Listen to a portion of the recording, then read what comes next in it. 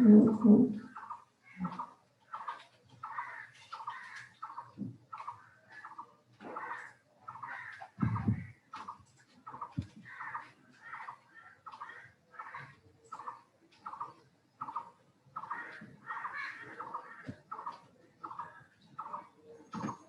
Kranti.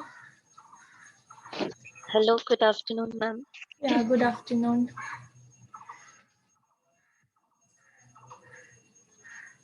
Okay, this timing is not an issue, right?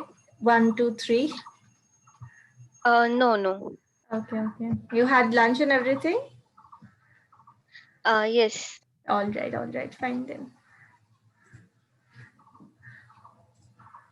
Okay, so yesterday we were discussing the elements, right? Elements for formation of a valid contract. So we'll continue with that only. Few of the provisions are remaining from that part, all right? So I'll just share the document.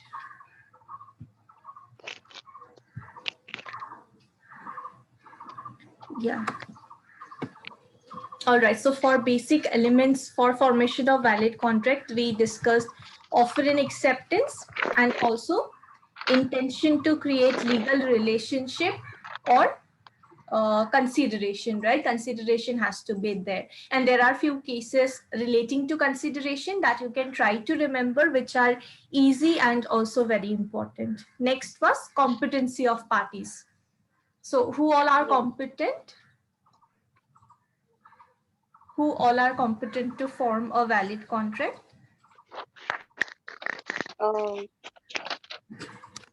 Don't remember. All right. So it's yeah. So it is section 11. Okay, it's again important. So you can try to remember the section. That it's section 11 that mentions regarding competency of parties. So first of all, obviously they should be a major person, right, to understand Yes. the things to Yeah. which they are giving their consent. So first of all, they should be major person under Indian Majority Act, which is above 18 years of age, right? Only then they will be entitled to form a valid contract. Then we have regarding minority, there were these cases that you can again try to remember, right? That contract entered into with a minor or by a minor is void of initio. It's like they never existed. Yes. They are void from the very beginning. Next one was of unsound mind, right? They should not be of unsound mind, but they should be of sound mind, right? And even if a person is of unsound mind, he or she is entitled if while giving consent they were having complete senses and they can prove that in the court of law, right? So person of sound mind. And last one was not disqualified from contracting under any other law, right? Under any other law which is applicable to the person, they should not be disqualified from making that kind of a contract. Like without obtaining license, I am not entitled to make a contract or an agreement with a client that I will be providing some sort of a legal service, because I'm not entitled under Bar Council of India rules or regulations to provide that kind of a legal service. So it can imply a lot of different things where a person is not entitled to make a certain type of a contract. All right, so try to remember the basic points. You can anyways explain in your own words. So you can try to remember it's section 11 providing for 3 different grounds regarding competency of parties. So cases and all we discussed. Next thing that we need is free consent. All right. We have already seen, right, in the contract while giving the offer, right? If I'm giving you an offer, I cannot say that I want to sell my two-wheeler to you for 40,000 rupees by writing an email and say that if you do not reply to this email within 1 hour, I would consider that you have given your acceptance. I cannot do that, right? Why? Because you need to give free consent, right? You need to freely give your acceptance. I cannot just impose that on you. So that is the reason why we have free consent as another condition or element, right? So free consent, it's under section 13. But before we understand what is free consent, we should know what is consent, right? So what is consent? It is two or more persons are free. Yes, right? So two or more persons are said to consent when they agree upon the same thing in the same sense.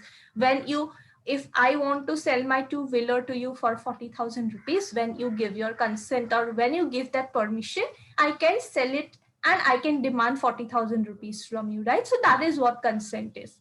Basically, you agree to the same thing in the same sense. It's very important that it is to the same thing in the same sense. All right. So what is to the same thing in the same sense? Maybe I have a two-wheeler that time. Same. Yeah. Yeah. What is same thing in the same Huh. sense? They are same thing in the sense that of they are giving agreement for the same contract Hmm. regarding to with the same sense or same perception. Yes, with the same perception, right? If I'm saying that I want to sell my two-wheeler to you for 40,000 rupees, you should also understand that I'm selling it to you. You should not have a perception that I'm giving it on rent for 1 month. You should not have that perception, right? So here we are agreeing to the same thing, but not in the same sense. I want to sell it, you want to get it for 1 month on rent, right? So it should not be like that. It should be same thing in the same sense as well. So there are these two Yes. maxims relating to consent: consensus facit legum, which means consent makes law. Nothing will be bound on you unless and until you give your consent, right? Unless and until you accept to it. Only when you accept that you are willing to buy my two-wheeler for 40,000 rupees, you will be liable to pay 40,000 rupees. Otherwise, I cannot just claim that from you, right? So it is consent which will make the law. It's your consent that will make it binding on you, right? And another Yes. maxim is consensus ad idem. It means meeting of minds. So there should be meeting of minds between the two persons. It should not be like I'm having some perception, you are having some other. That should not be the case.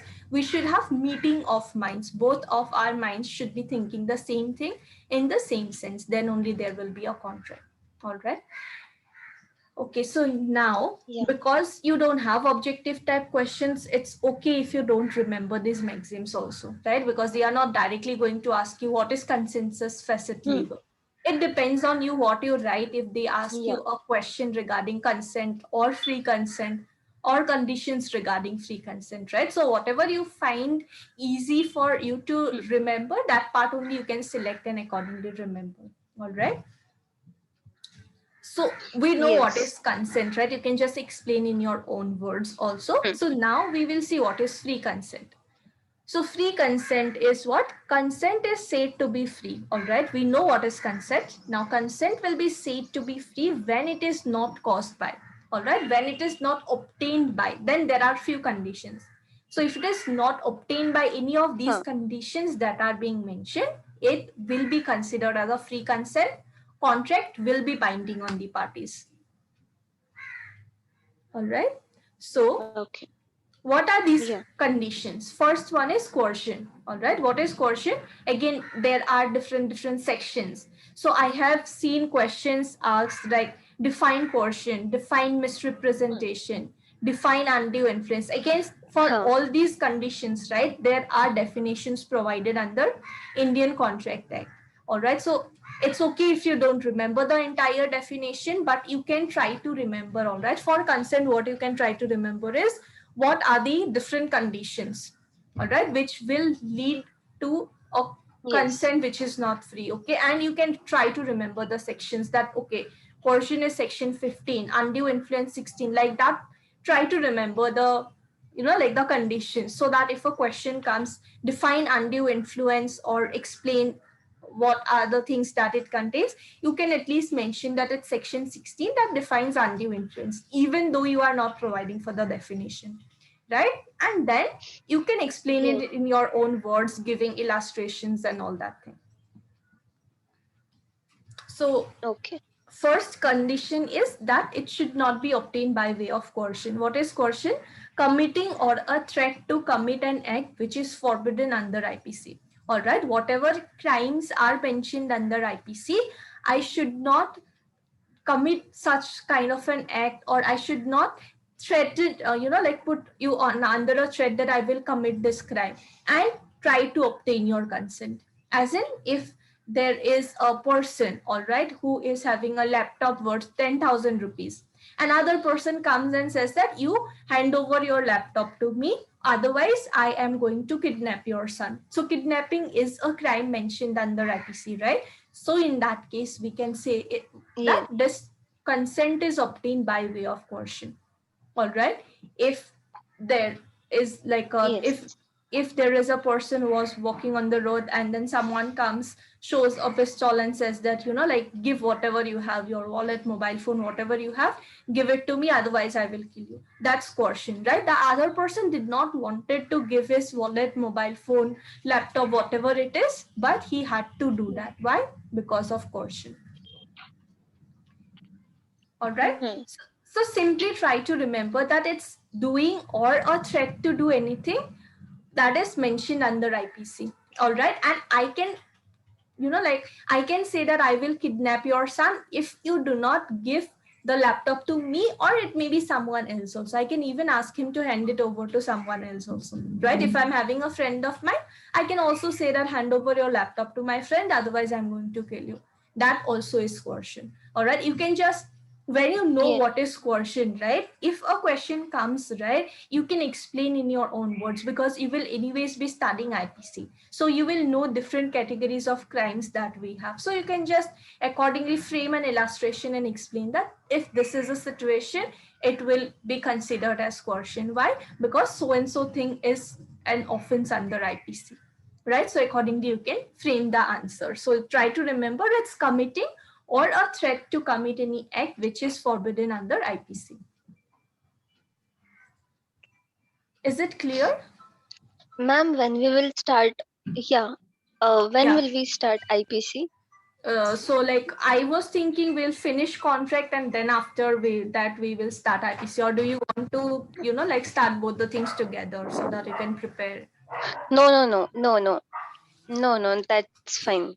Okay, so fine then. I don't have any issues. Like, if you want to, you know, like, both the things together also, it's fine, because you are the one who is preparing, right? Yeah. All right. Fine then. So we'll okay, fine then. We'll complete this one. Yeah, we'll complete contracts, then we'll start. Dates are not yet out, right, for exam? No. Dates are not yet out.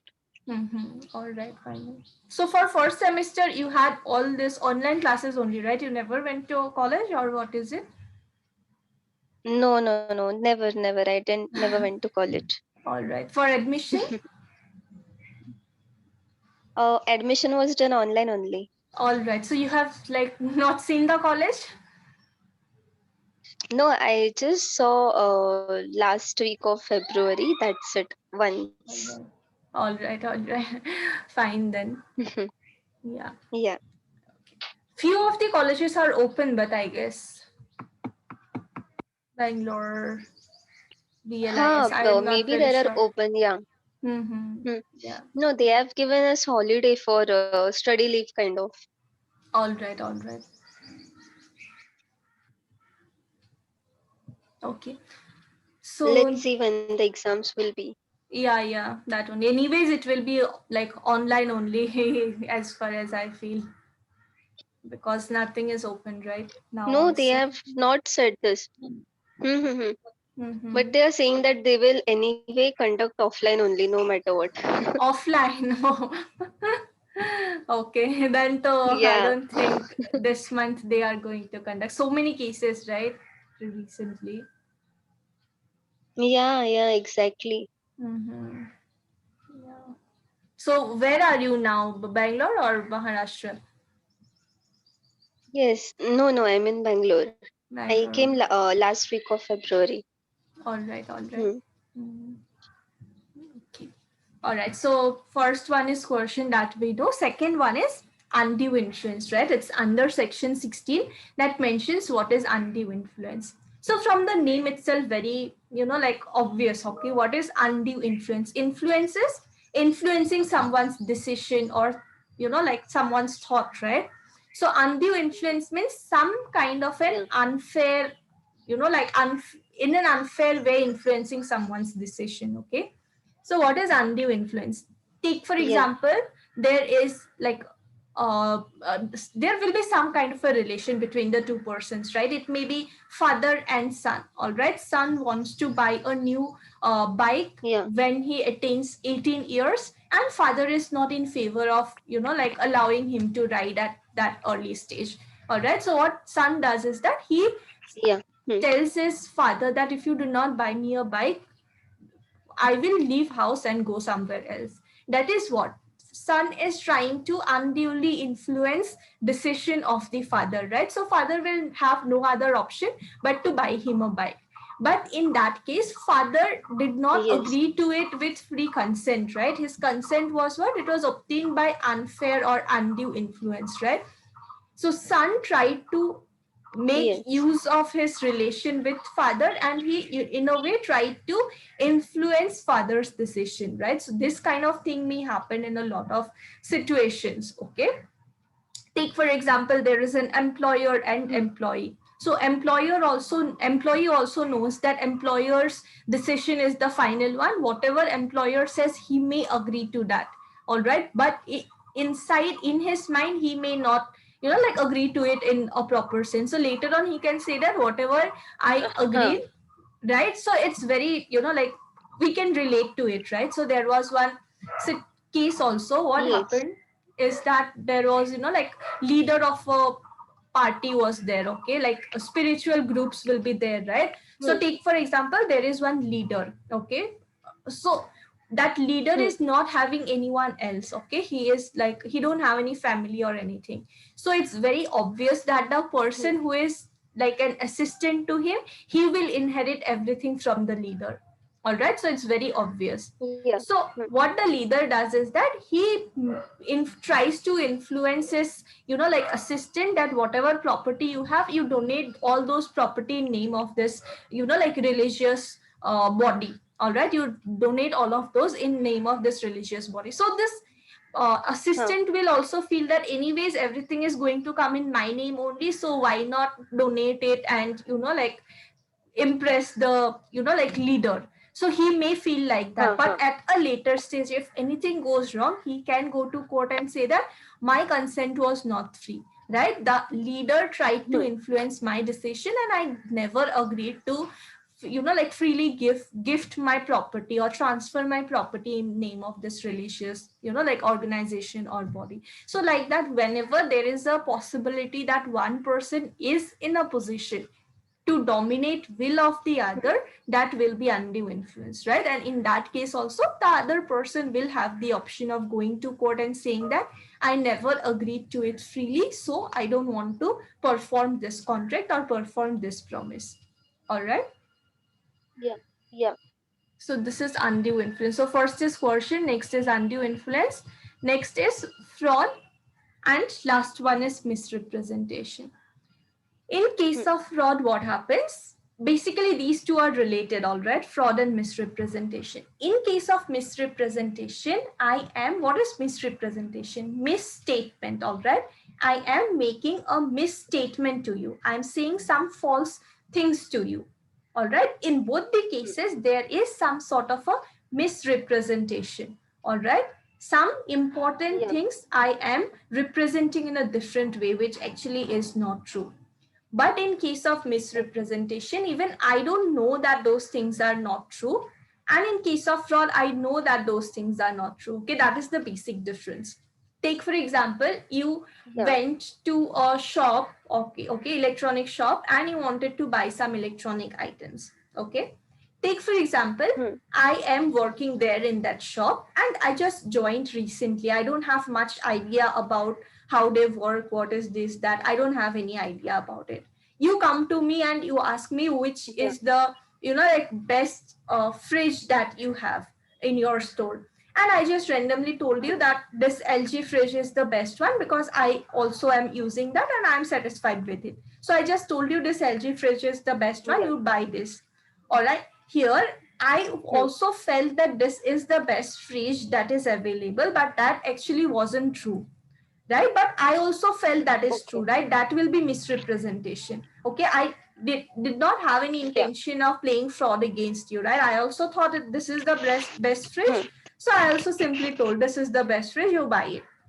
In case of fraud, what happens? Yeah. Take for example, there is a fridge of LG, all right, and if I am able to sell that, I will get a better amount of, you know, like commission. Okay, they are paying better commission if I am able to sell it, but for other brands I am not getting that much amount of commission. So I am trying to represent that this is the best fridge that is available, so you buy this, right? Anyhow I want to sell this fridge to you, so that will be fraud.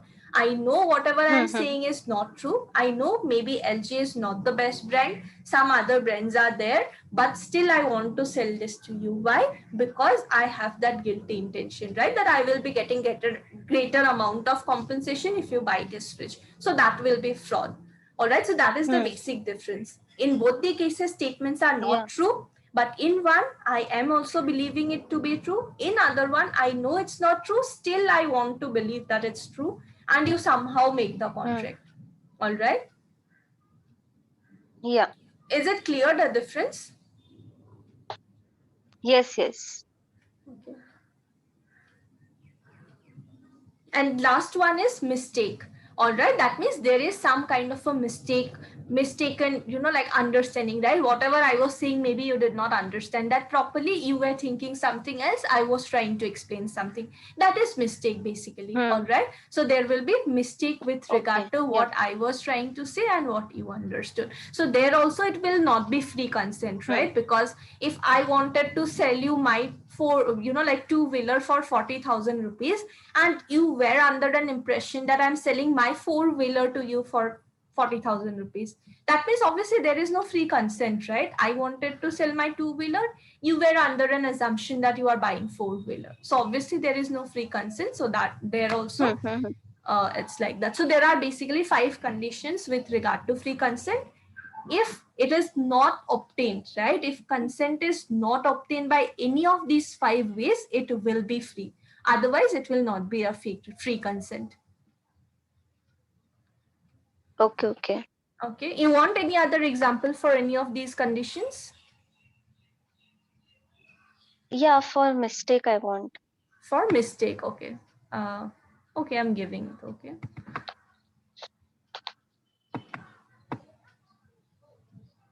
Okay, so we should also know that what happens in case of consent is obtained by any of these, like means or ways. We know consent is not free, but already contract is there, right? So what about the contract that we have, right? So we will see that also. Okay, so for mistake, what happens? What is mistake basically? Some kind of a misunderstanding, right? Mistake can be of 2 types, right? It can be mistake of fact, or it can be mistake of law. What is the difference between fact and law? Mistake of fact means you're not aware about the facts of the case. And law? And you don't know properly about law, what it is, what it follows.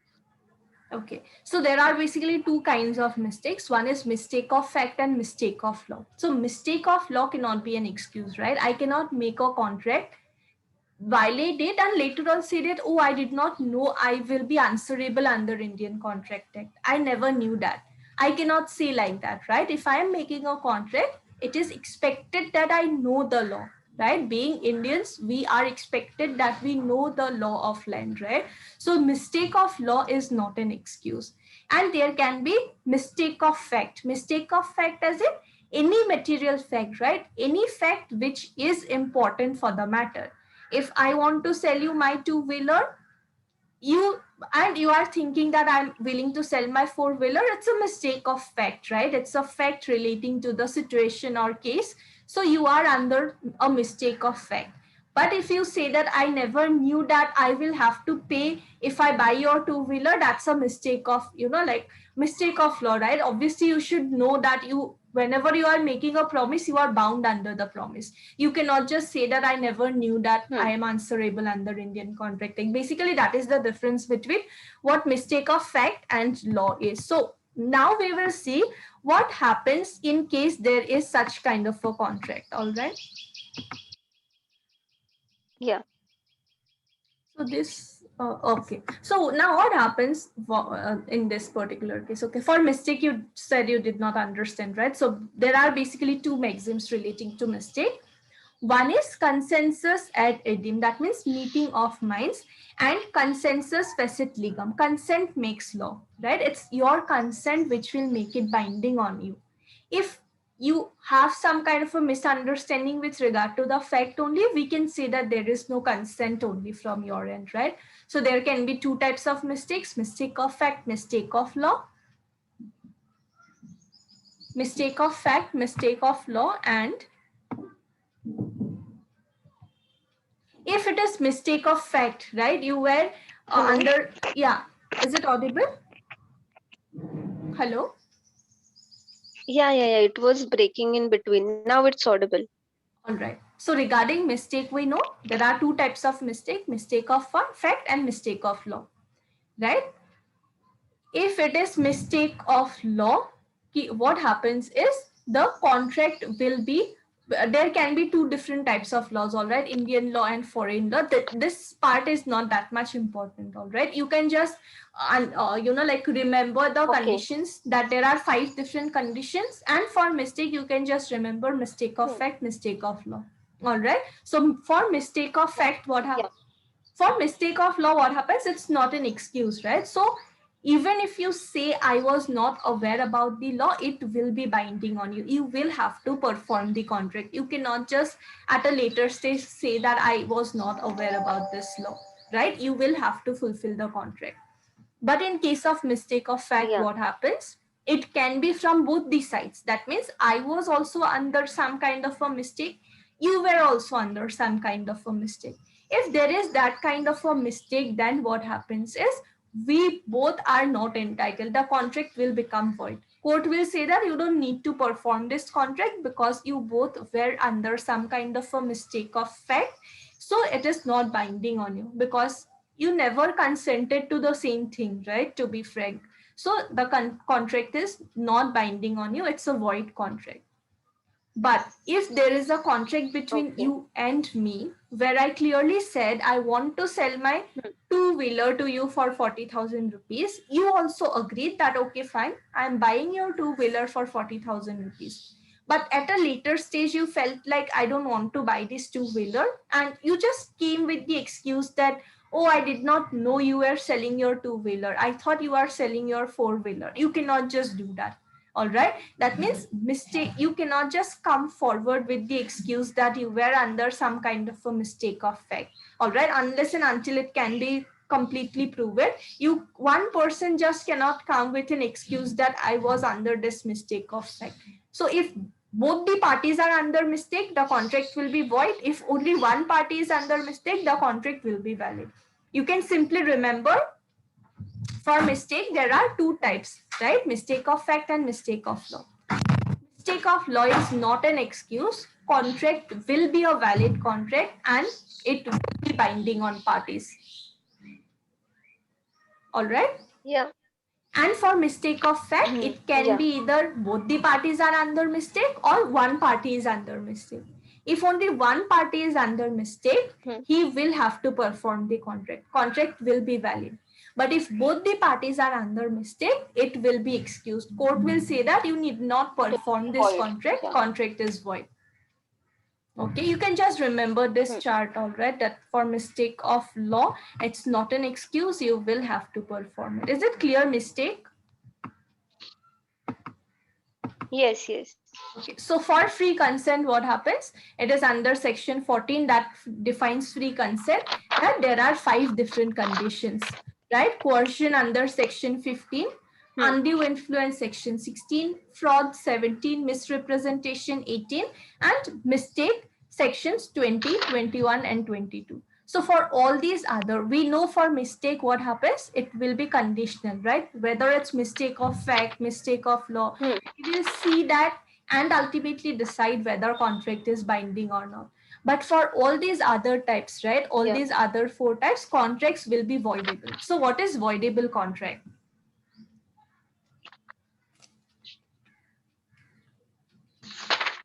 Voidable means which is not enforceable by law. Void, no, that is void, which is not enforceable by law, that is void. Voidable basically means only one person can enforce it. That means, take for example, there is a contract between you and me, and your consent was not free consent. It was obtained by coercion, it was obtained by undue influence or fraud or misrepresentation. In all of these cases, right, I don't have the option of enforcing the contract, but because you were the one who was victim, right, you basically suffered, right, your consent was not free. So you have the option to decide whether you want to go forward with the contract or not. Basically, both the parties do not have the option of enforcing the contract, but it's only one party who has the option of enforcing the contract. That is voidable. All right. When both the parties are able to enforce the contract, that's a valid contract. When both the parties are not able to enforce the contract, it's void. When one party is able, it's voidable.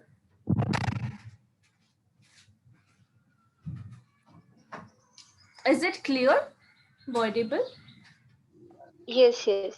So I don't have the option of enforcing the contract, but you have the option of enforcing the contract. That is voidable.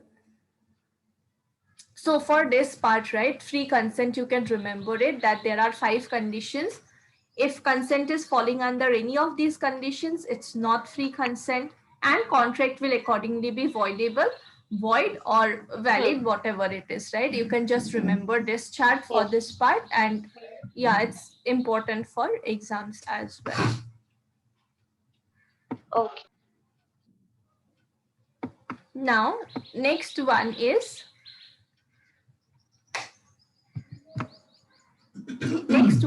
consideration and object of the contract should be lawful. Now, what is the difference between consideration and object of a contract? What is the difference between consideration and object? Don't know. Consideration. Consideration is that when the party agrees and considers, but object of the contract is what is the motive of the contract, why it is being formed. Yeah, object is basically motive, right? Why basically the contract was formed between parties. And consideration is what you get in return, right? What do you get in return of performing the contract, right? So if you are willing to buy a two-wheeler is consideration for you, 40,000 is consideration for me, right? So that is consideration. Yeah. So it basically says that consideration as well as object of the contract should be lawful. All right, only then the contract will be valid. So in what cases consideration or object is not lawful? Okay, it will not be lawful when it is something which is forbidden by law. Okay, take for example, rape is something which is forbidden by law. Bribery is something which is forbidden by law. Or any kind of crimes that is something which is forbidden by law, right? So if I apply for a driving license and RTO office, right? RTO officer, regional transport officer, he asks me that you pay 10,000 rupees to me and I will issue driving license. That is what it is, something which is forbidden by law, right? Bribery is not something that is allowed. So in that case, I can say consideration for this contract is, but it is unlawful. All right. So I am not bound to do that. So it also has to be there for the contract to be valid. Okay. All right. Or it may be something that, if permitted, would defeat the provisions of any law. Maybe there is a contract between two persons. Okay, so they are making kind of an agreement between themselves. At present, it's not violating any law. But if this contract is allowed to continue at a later stage, it may violate some provisions of law. In that case, also it will be called that consideration or object of the contract is not lawful. All right, the contract is not a valid one. or it may be something where I Yeah. want to play fraud against another person. All right, I want to play fraud against another person, and that is the reason why I'm making a contract with you, right? We both decided together that we will play fraud against this particular person. That also is something where consideration or object is not lawful. That contract also will not be valid.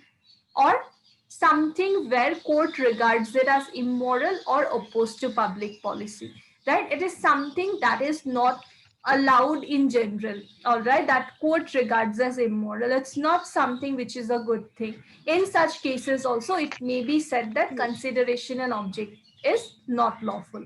All right, so basically there can be multiple examples or multiple situations where we see that consideration or object is not lawful, not a genuine one, and in all of those cases, right, it will not be binding on the parties. The contract will not be a valid contract. Yeah. Is it clear? Yes. Yes. So these basically were the elements, right? Basic elements of contract. So try to remember there are 5 different basic elements. Offer plus acceptance has to be valid, genuine. Then we have intention to create legal relation or consideration. We both should be getting something in return of making the contract. All right. Next is competency of parties. Yeah. Both the parties, right, should be competent enough to make the contract under section 11. Then free consent. Under section Yes. 14, it should not come under those 5 conditions mentioned, and it should be free consent, right? Contract should be entered with free consent. Last one is lawful consideration and object.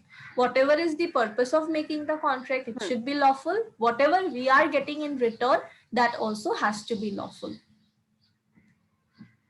Yes. All right, I will share this document also with you today, so you can go through this document. Whatever is not clear or anything, you can just let me know. All right.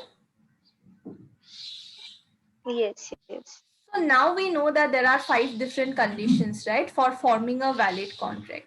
But what happens is, even though, right, even though all these 5 conditions are satisfied, a contract can still be declared as void. When? Because there are some conditions mentioned under Indian Contract Act, all right, where the Indian Contract Act declares certain agreements to be specifically void. That means there are some categories of contracts or agreements which are considered as specifically void, right? That means it does not matter whether you have fulfilled or satisfied those 5 conditions for formation of a valid contract or not. Your agreement will be void just because it is coming under these grounds. All right, that means there are some categories of contracts which are specifically declared as void. That means you cannot enforce those contracts. Court do not accept those contracts, right? So there are basically these types, 5, 6, 7, 8. Yeah, 8 different types of contracts which are considered as void.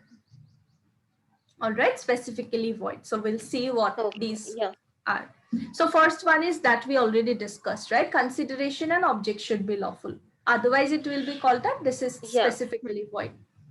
Next is agreement without consideration. So we know, right? Consideration is very important. Both of us should be getting something in return. Otherwise, the contract will not be valid or binding, right? So that thing should be there. Next one is agreement in restraint of marriage. That means there cannot be an agreement that is restricting two adults to get married to each other. All right. So adult people, right, who have completed that age of marriage, they are free to get married to anyone they wish. So there cannot be a contract that is putting restriction on any individual with regard to his or her marriage. All right. Take, for example, there is a couple, all right, who made an agreement with each other by properly signing, registering, and all that stuff. They made an agreement with each other that I will be marrying you only and no one else. All right, they made this contract, they got it registered, sealed, signed, everything. At a later stage, one of them decided to get married to someone else, all right? So this other person cannot file a case against his or her saying that you made this agreement, you promised to get married only to me, now how come you are going to marry someone else? They cannot do that. Why? Because there cannot be an agreement restricting adults to get married to anyone of their choice, right? They are free to get married. All right, is it clear? Agreement in restraint of marriage. So that is one type Yes, of yes, yes. agreement. But there can be So an we cannot agreement. make also no that kind of contract. No, if you are making, take for example, you just, like you just signed on, like on a piece of paper, you just signed, you put your seal and everything and you Yeah, make the yeah. promise, that also will not be valid. Mm-hmm. And if somehow some registrar registers that contract also, some notary puts their signature also, then also, like no matter what, it's not valid. That is the simple thing. Okay. Yeah, but there can be an agreement putting restriction with regard to marriage of a child. So one person can say that if you get married only after attaining 21 years of age, I will give you 20,000 rupees. There can be a contract like that. Why? Because 21 years is the age fixed for a boy, right? So if there is a contract with regard to a minor boy, that if you get married, like regarding minor, right, there can be restrictions, but regarding major person who have completed this age of getting married, regarding their marriage, there cannot be any restriction. That is the simple thing. All right. Okay. Next one is agreement in restraint of trade. This is also same. We know under constitution we are given this fundamental freedom, right? You must have studied, right? Under article 19 clause 1, we are given this fundamental freedom that we can enter into any trade, any vocation, any profession, any business which Occupation. is Yeah. permitted in India. So that simply indicates that there cannot be a Yes. contract putting restriction on your right or freedom to trade, practice, profession, whatever, right? So take for example, Yes. you are having a certain shop, all right?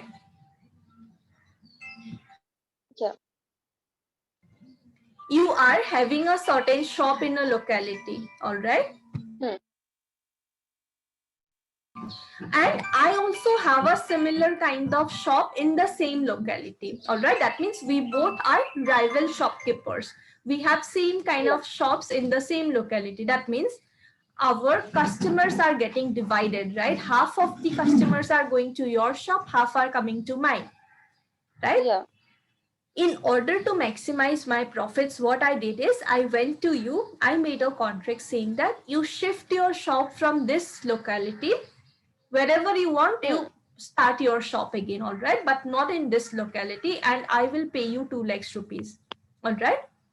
You also agreed to that and you shifted your shop from this place to another locality, all right? After shifting, you are asking me that you promised to pay 2 lakhs rupees, now pay me the amount. And I can refuse that. I can say that no, I'm not bound to pay. Why? Because there cannot be an agreement in restraint of trade, right? Because this agreement itself is not a valid one. Court would not recognize it. Court would not ask me to pay 2 lakhs rupees just because you shifted your shop from this area to that area. That means we both are free to start our shops anywhere we want. Right? So this kind of contract is also not valid. So basically any agreement putting any kind of restriction with regard to trade is not valid. Okay. All right. Means according to your say, I'll shift it, but sorry, but if you don't pay me 2 lakhs, I cannot appeal in court against you. Yeah, you cannot appeal because you were not anyways, like bound under the promise. You can open your shop wherever you want to. So even if you are shifting, you cannot just demand the money from me because the contract itself never existed in eye of law. Okay, now again same type of a contract, agreement in restraint of legal proceeding, right? If you are having a right to file a case against me in the court of law, you have that right, all right? I cannot tell you that I will pay 2 lakhs rupees, you don't file a case against me. Okay, you can agree, you can say that okay fine, I'm not going to file a case against you, pay me 2 lakhs rupees. You can take the money and next moment only you can go and file a case.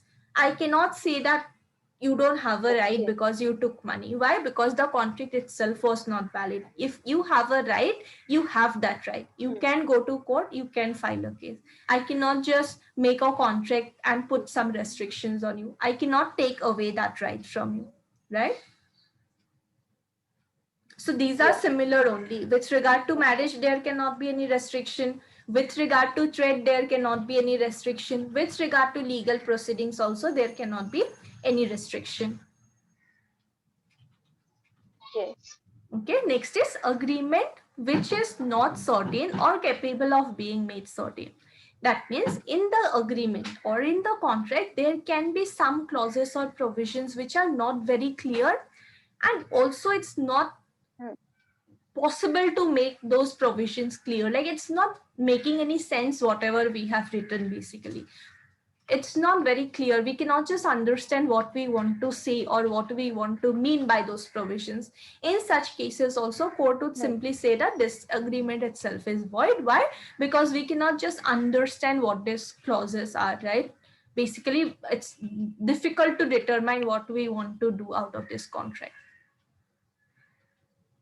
Okay, Okay. take for example, there is a contract between you and me where you said you are owner of a property and you said that you can renovate the property.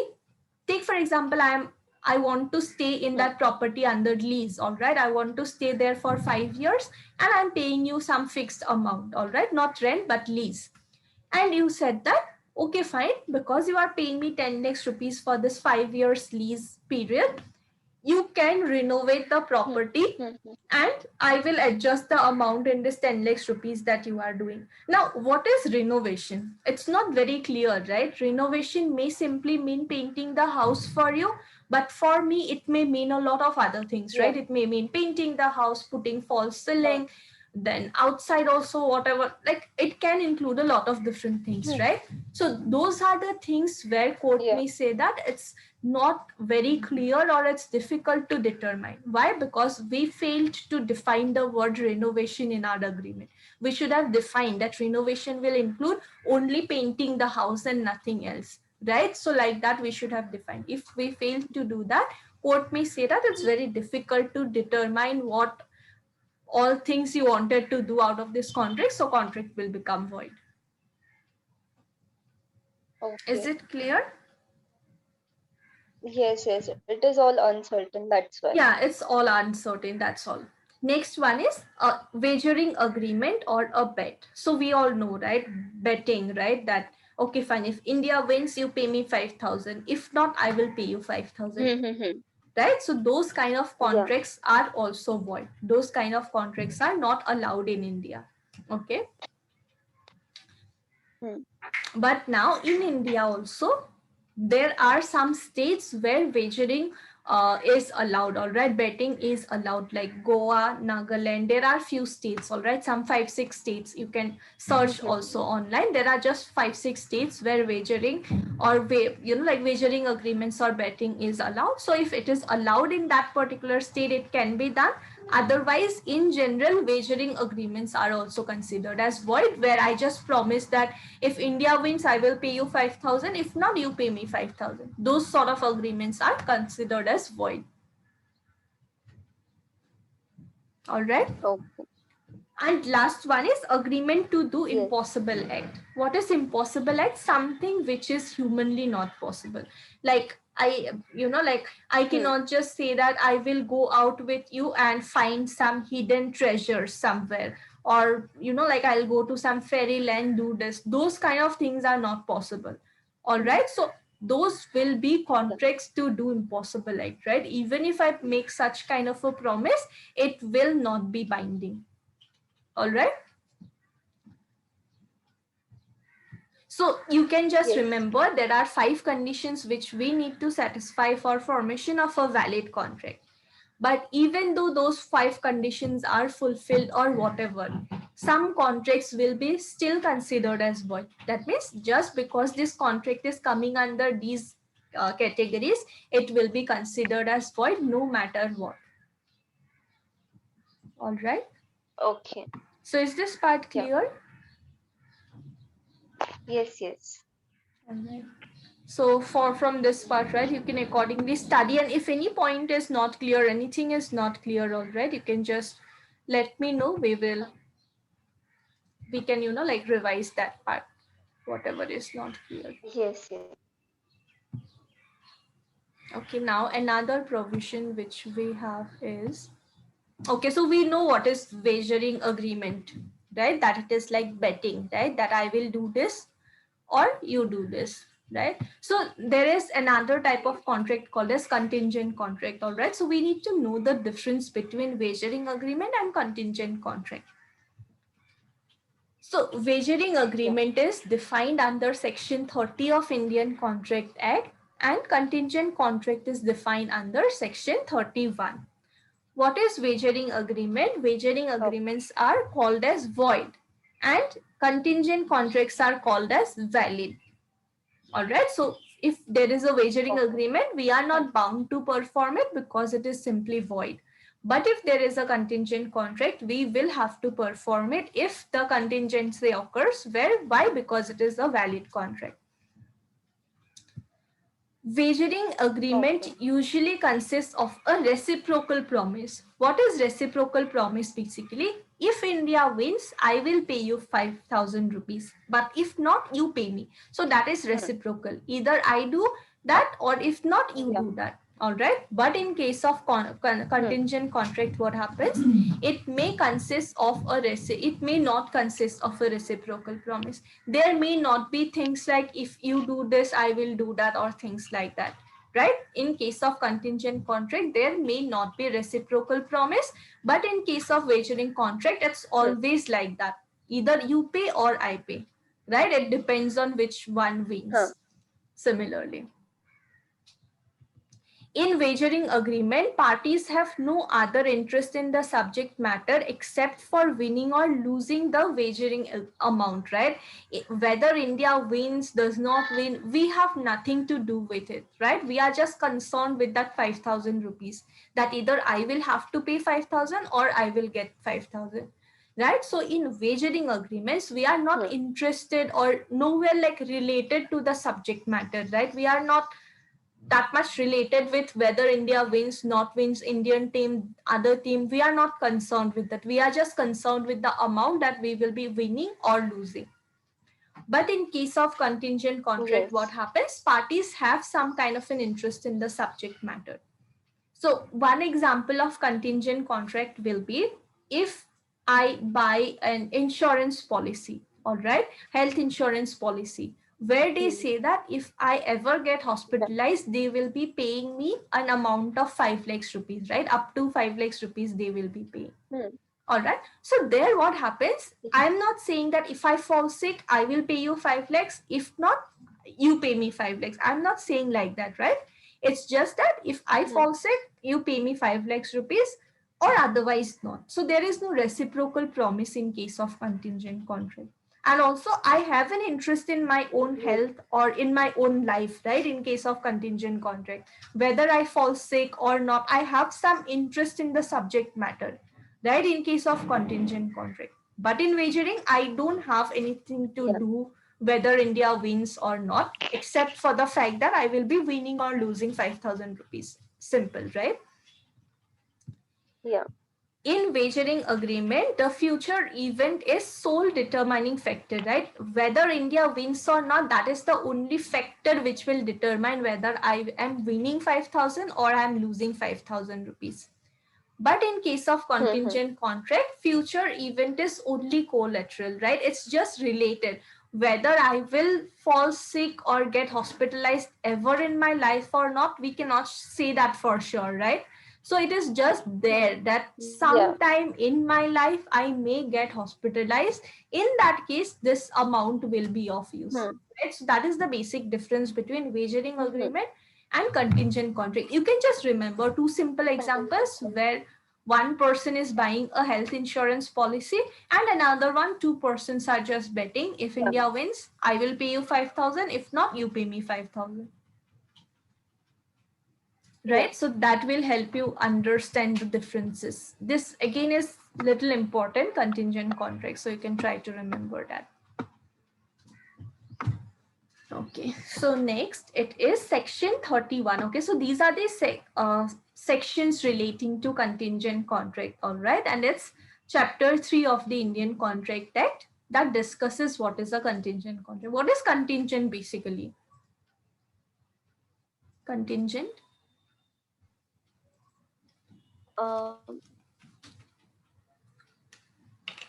Don't.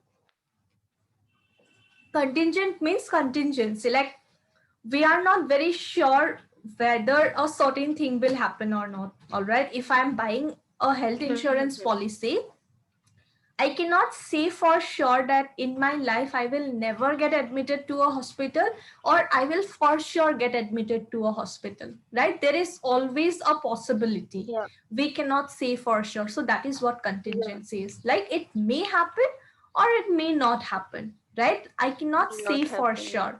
That is what contingency is. If it happens, contract will become applicable. If not, it will not become applicable. As simple as that, right? If I get admitted in a hospital, insurance company will have to pay me the amount. If not, they don't need to pay. That is what contingency, contingent contract is. Yeah. All right. So contingent contract is defined under section 31. A contingent contract is what? It is a contract to do or not to do something. If some event, right? If some event collateral to such contract does or does not happen. That means some event. What is that event? Event of getting admitted to a hospital. All right. So that what is the event? Getting admitted in a hospital. So if I get admitted in a hospital, insurance company will have to pay me 5 lakhs. If not, they don't need to. So only if that contingent thing happens, the insurance company is bound or liable to pay me the amount. Okay. Is it clear? Yes, yes. See, if it's not clear, you can tell. I will give you another example. Is it clear? No, it's clear. Okay.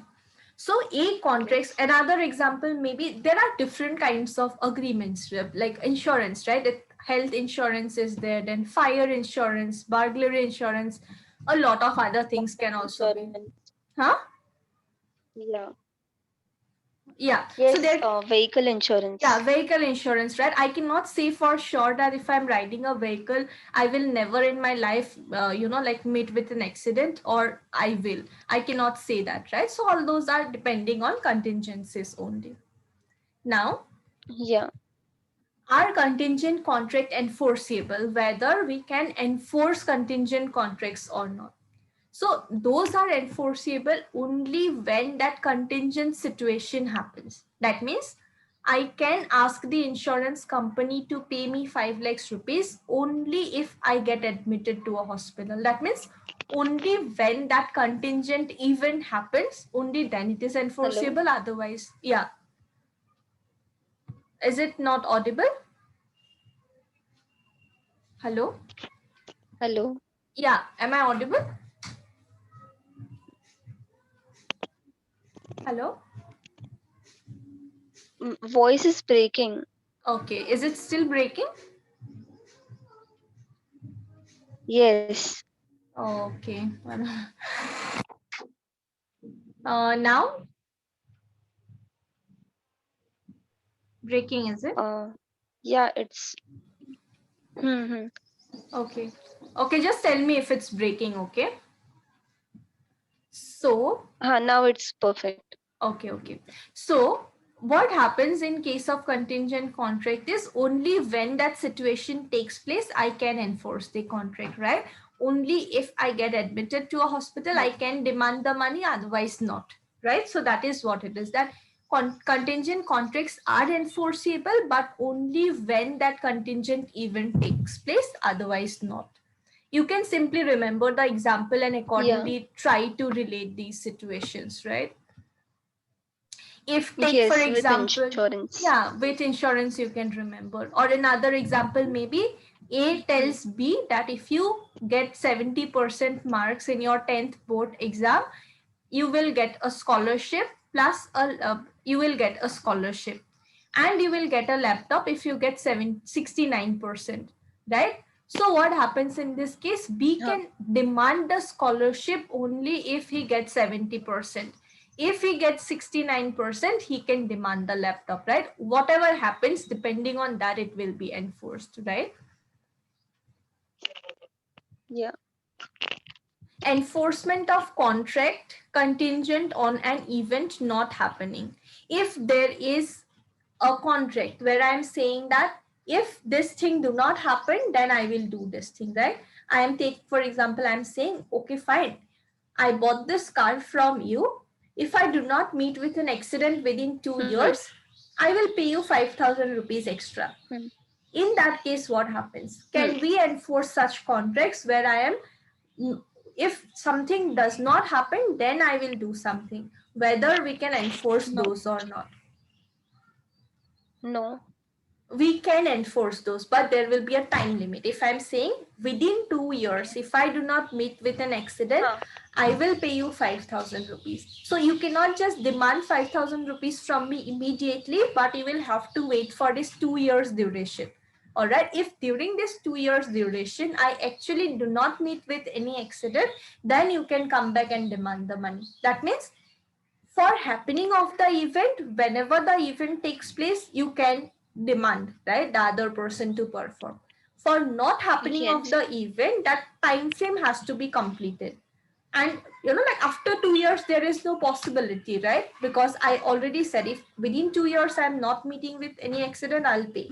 After 2 years is completed, I may meet with many accidents, but that does not matter because I promised regarding 2 years only. So after 2 years, you can come back and you can demand for the enforcement. Okay, so for contingent contract, right? Like too many sections you don't need to remember. You can just remember this part, this chart, all right? The differences between wagering agreement as well as a contingent contract, right? Wagering is like a bet. I'm nowhere related to the subject matter. I'm just concerned with winning or losing. But in case of contingent contract, I am related to the matter and I am interested in the subject matter as well. Contingent contracts are valid, they can be enforced if that contingent situation takes place. But in case of wagering contract or wagering agreement, they are void, they cannot be enforced by the person. So for contingent Yes. contract, it is section 31. You can remember the insurance example, and also contingent agreements are also enforceable. They can be enforced by parties. We'll see some of the questions. Okay, some of the questions which are there. Okay, so all contracts are agreements, but all agreements are not contracts. This one we already discussed, right, in yesterday's class, I guess. Explain offer and acceptance. Can they be revoked? Regarding revocation, we will discuss what is offer and acceptance. There, is it audible? Yes. Yes. Yes. It's Yeah. audible. All right. So what is offer and acceptance? That part we discussed, right? You can simply mention that this is what offer is, acceptance it, conditions, elements, and whatever you know.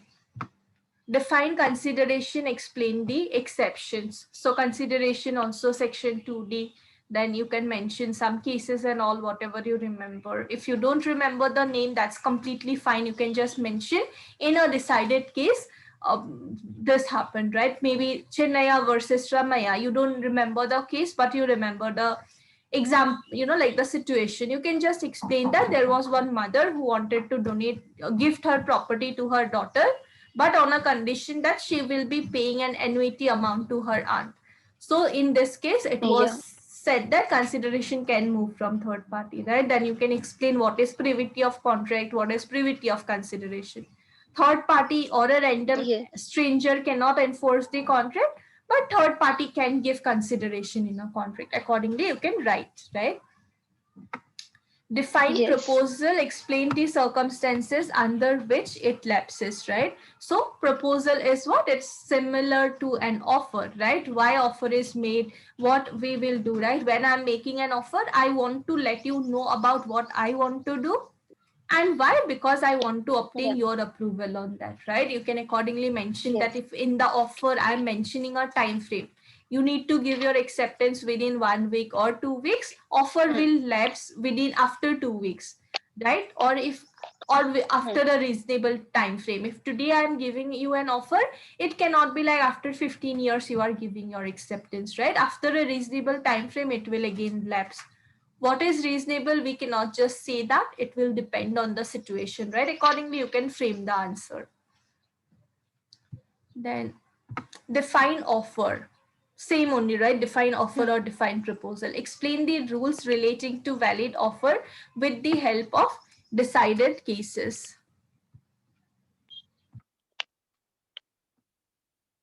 So accordingly, yeah, accordingly you can mention same, right? Define offer or proposal are same only, so you can mention that why offer is made, how it is made, then conditions, elements, whatever we discussed, right? All of that stuff you can write over there as well.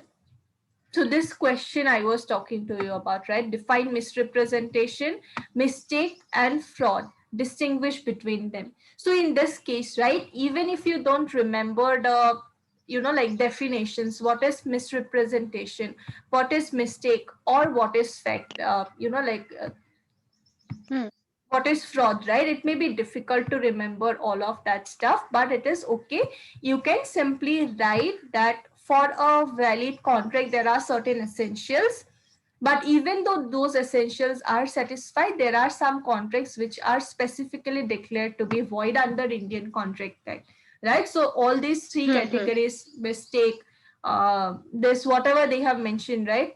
All these three are also coming under contracts which are specifically declared as void. Then you can simply write the section if you remember the section and try to explain it in your own words, right, regarding free consent. Okay, so this was regarding free Okay. consent. So you can simply mention that this is what fraud is, this is what misrepresentation is, this is what mistake is, and accordingly write whatever you know. So can you tell me what are the differences between misrepresentation, fraud, and mistake? Differences? Yes. Yes. Yeah. So what? How are they Uh, different? Misrepresentation is, Hmm. yeah, misrepresentation is we don't have a purposeful intention of giving wrong information, but by a mistake we gave them a wrong information. That is Hmm. misrepresentation. And Hmm. fraud is with the purposeful intention and guilty intention of your benefit. Hmm. We give the we do a fraud. Hmm. And yeah, mistake is in mistake there are two things: mistake by fact and mistake by law.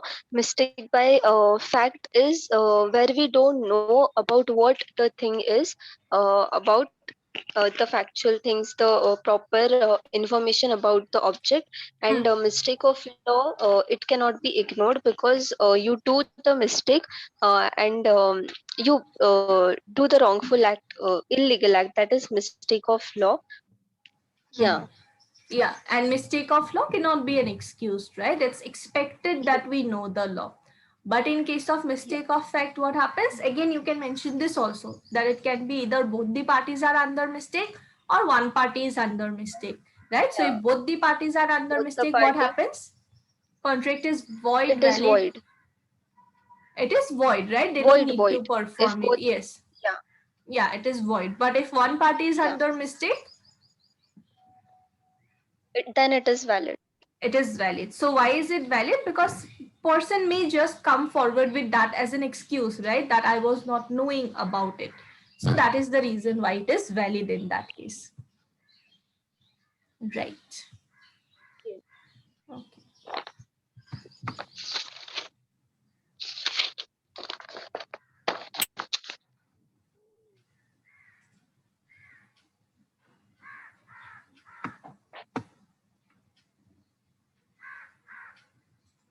Okay, so there is one case that I'll just tell you with regard to mistake. Okay, if a question comes like this, right, that like how these three things are different, whatever you said, you write that. Apart from that, also, if you remember any cases from any of these, right, you can mention that case as well. Okay, if you remember a case from mistake, write that. It does not matter, right? Whatever you know, you can write also. So there is a case, all right, because you can remember situations easily. You can remember this case also. It's fine if you don't remember the names, like Tasmir Singh versus Sukhminder Singh. That's fine. You can just write in a decided case. I'll just tell you what happened in this case. Yeah. So this is a case between two persons, Tasmir Singh versus Sukhminder Singh. All right, what happened in this case is Tasmir Singh, right? He was owner of 48 canals of land. So canal basically is a measurement of land. All right, we measure lands in different ways, right? Square feet, then because this, Yeah. that. So canal is also similarly one way of measuring land. So Tasmir Singh was what? He was owner of 48 canals of land, and he made a contract with another person called Sukhminder Singh. All right. Okay. So what happened is amount was paid, right? And amount, they made a contract that this is the total value of the, like property. This is the amount that you will have to pay. But from that amount, they paid some amount as advance. All right. Earnest money means advance amount what we pay, right? So the other person paid some amount as an advance payment or earnest money to the other person. All right. So in this case, what happened? Both the parties misunderstood the price and area of land while entering the agreement. That means they both agreed that this is the property which I have. Take for example 48 canals of land we have, and I'm selling it for so much amount of rupees. One person was saying that this is the, like 48 canals of land, and another person was thinking that he is selling 48 bighas of land. Obviously bigha and canal are two different Yeah. ways of measuring land, right? It's similar to if I say 1 kilometer and you think as 1 mile. 1 mile and 1 kilometer is different, right? Similarly, this is also different. So obviously one person was thinking that I'm getting 48 bighas of land for this amount, and another one is thinking I am selling 48 canals of land for this much amount. That means both the parties are under mistake of fact, right? So later on what court said is that this contract is not valid. You both are not bound to perform this contract. Why? Because you were under mistake, and this mistake was from both the sides. All right, so you can just remember in a Yeah. decided, you can just write in a decided case, one person wanted to sell his plot of land. All right, and he uh, he measured it in a different, mode of measuring land, and the purchaser was thinking in terms of bighas. So there was misunderstanding or a mistake between them in understanding the quantity of land and also the amount to be paid, right? So in this case court said because it's Yeah. a mistake from both the parties, the contract is not binding on them. They are not supposed to perform it, right? So you can just simplify the thing based on how you find it easier to remember. Maybe you may not remember 48 canals of land. That's fine, you don't need to write canal. You can just write different ways of measuring land, right? And bigha, if you remember, you Yeah. can just Acre simply and write. yes. Yeah, so accordingly you can do that, right? If you remember a case and you know that this case was related to mistake, never ignore writing that. Okay, don't think that, oh, I don't remember the name so I cannot write it. You can always write it, even if you do not remember that it's 48 canals or what. That's completely fine. Just randomly write measurement of land, right? A certain property of land they wanted to sell. That's also okay,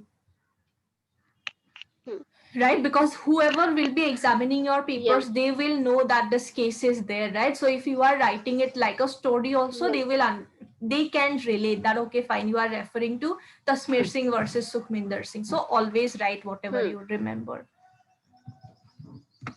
Okay.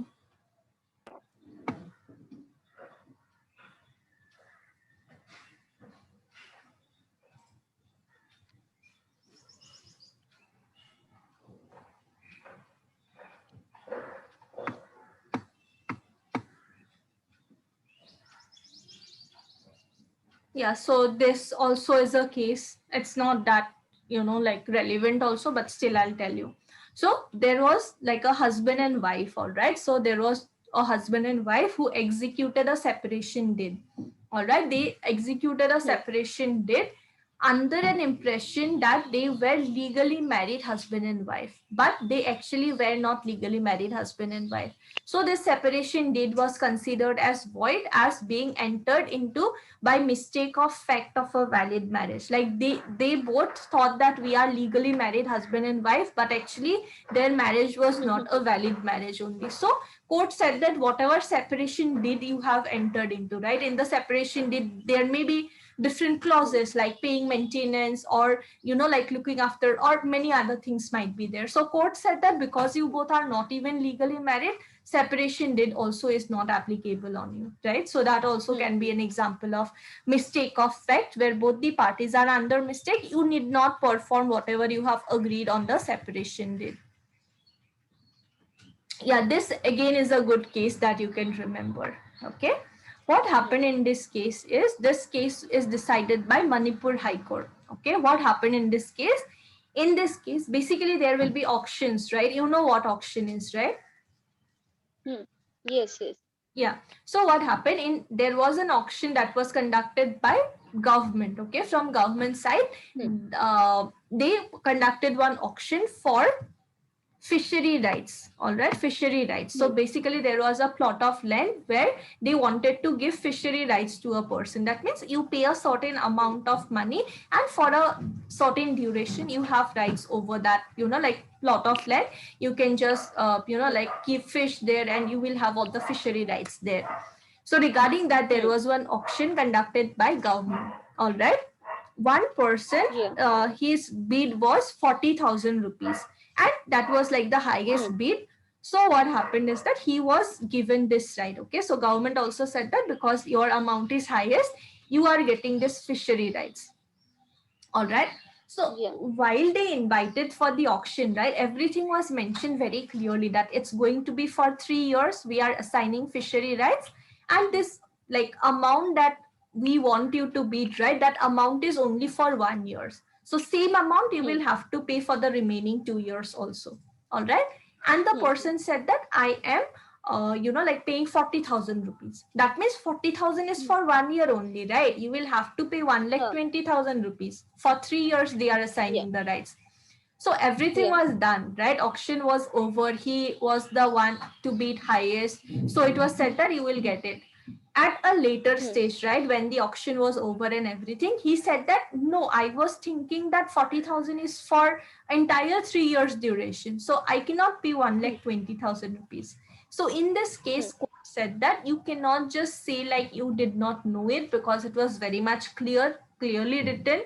You should have Hmm. known it. So mistake of fact from one person cannot be an excuse. He was made to pay one lakh 20,000 rupees for 3 years.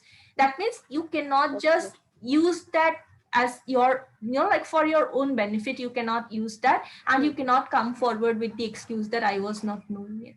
Right? So that is the Yeah. reason why mistake of fact from one party is not accepted. Right? Contract is said to be Hmm. valid. Why? Because otherwise party would just come forward with that excuse, right? And anytime, right, if there is a contract Hmm. between you and me, at any point of time, if I don't feel like performing the contract, I may simply come Hmm. forward with the excuse, right, that oh, I did not know that this is there, I was under a mistake. I cannot just come forward with the excuse, because you will be the one who will be suffering, right? So one person is not given that excuse. If it's a mistake from both the person, then it makes sense. Maybe something was wrong in that particular contract, so contract is considered as valid, right? But one person cannot just come forward Yeah. with that excuse. So these cases, right, you can just Yeah. explain just like an illustration. In a decided case, this happened, one person came Hmm. forward, like you can even explain, right, why is it that mistake of one person is not considered as a valid defense. You can just say that okay, fine, we cannot just give it as give it, right, because one person would always come forward with an Hmm. excuse whenever they want to, like do it, or they would just take as advantage of it, right? Here he had to pay 1,20,000 rupees. If his plea was accepted, government would suffer loss, right? Because he will be paying just 40,000 rupees. So that should not happen. And it Yeah. is the reason why it is done like that. Okay, so accordingly, you can just explain the things. So even if it's a question saying define misrepresentation, fraud, or mistake, do not get nervous seeing that, oh, I don't know the definition of misrepresentation, mistake, and fraud. That's completely fine. Just write the section, explain whatever you know for that particular matter. It's fine if you know more for mistake, less for fraud. Whatever you know, write it. Okay. Yeah. Next one is discuss the effect of supervening impossibility of performance. So impossibility of performance we have not yet discussed. Doctrine of public policy, principles governing assessment or damage. Damage we have not discussed. Quasi contract. What is coercion? Explain the effect. Okay. What is coercion? Explain its effect on consent to contract with the help of decided case.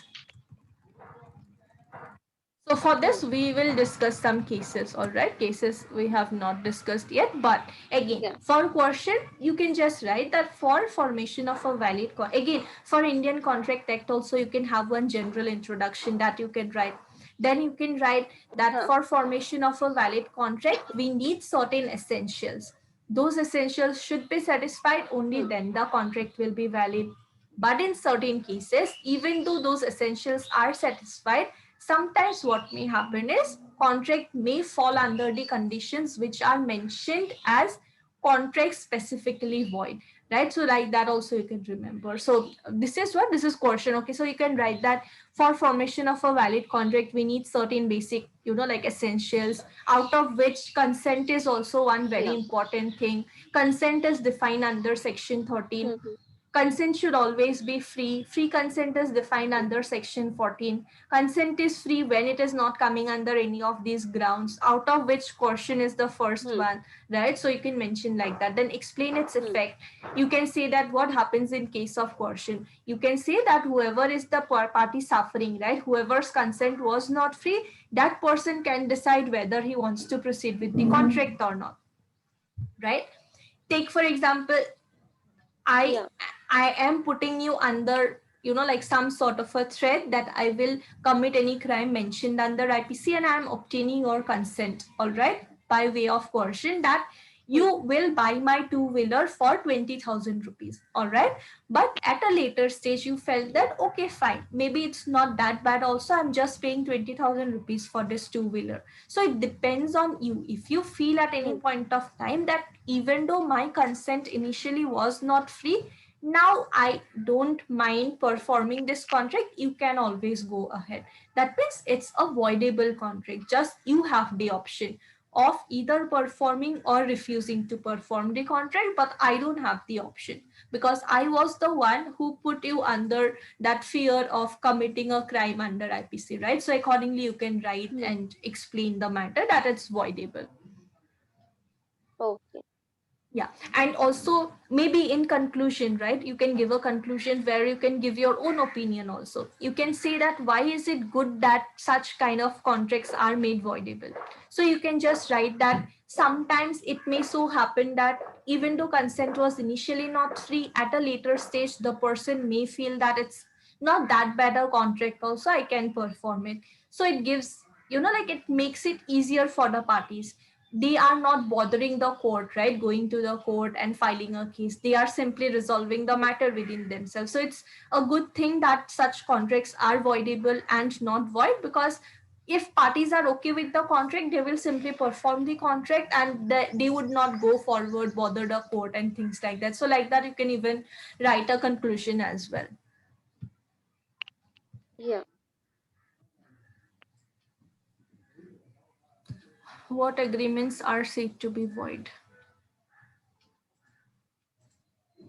So here again, you can mention what agreements are said to be void. So agreements which are not enforceable by court of law, those are said to be void. So for enforceability, the contract has to fulfill all these conditions and all that stuff you can write. After fulfilling all of that also, like same thing, only just you need to, like rephrase and Mhm. prepare the answer accordingly, basically, right? Then whenever they say illustration, you can just give any example. All right. Hmm. So if they are Yeah. asking, write with the help of cases, you can just write in a decided case this happened. If they are asking for Hmm. illustration and you just remember one case, but you cannot just Hmm. frame a situation or an example, you can simply write that a case only. You can simply write in take like illustration. For example, there is A, for example, there is B, like that also you can explain same facts of the case also. That's also completely fine. So you just Okay. see whether they are asking for illustration or they are asking for case or what is it. Mhm. Next, again is same only. Define fraud, distinguish it from misrepresentation. Okay. Now, Yeah. here they were saying decided cases, here they are saying illustration, but now here they have not said anything, right? They are just saying define Mhm. fraud and distinguish it from misrepresentation. Here you can again say Hmm. fraud is defined under this section, misrepresent, and Hmm. with misrepresentation this is how they differ. After that, whatever you Mhm. know, write it. You know cases, write it. You know illustrations, write it, right? Because they have not said what you need to Yeah. write, so you can accordingly explain it. And Yes. if they are saying difference Yes. between these two things, okay, rather than writing one paragraph Hmm. and like writing the differences, it becomes very clear if you write it in like a table. All right, it becomes very clear. You can try that Distinguished also. format. Yeah, distinguished format you can write. And Mhm. also you can do one thing also. um